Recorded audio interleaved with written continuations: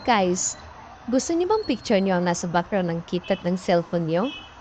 Katulad nito? Panoorin kung paano. Pindutin lang natin ang messenger. Pumindot ng profile. Kahit kaninong profile guys, pwede niyong pindutin. Pindutin ang message sa baba. Pindutin ang settings. Pindutin ang theme.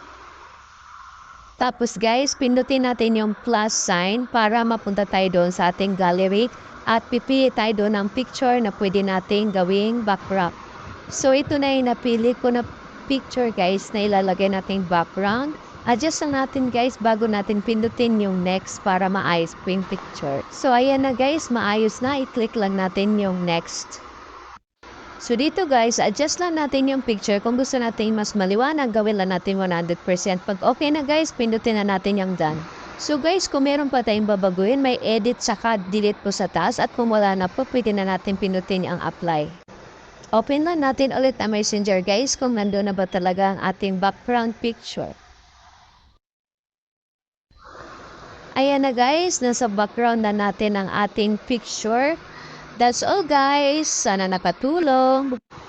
Thank you for watching. Please like and share.